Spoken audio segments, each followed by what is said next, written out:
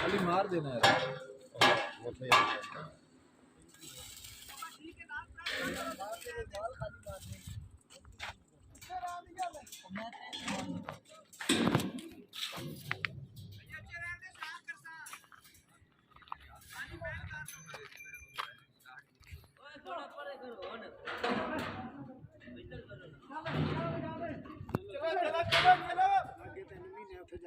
daily work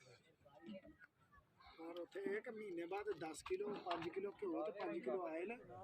सामने ठीक है साहब चलो पूरी पता लगना बार नहीं हो थोड़ी टोले जवान जब आया मैं टाइम काट के ना तना की ना असल ते बेल्ट पानी पैसी वो जगह इतनी ऊंची औखी है कि ते बंदा नाल आसका बेल्ट पा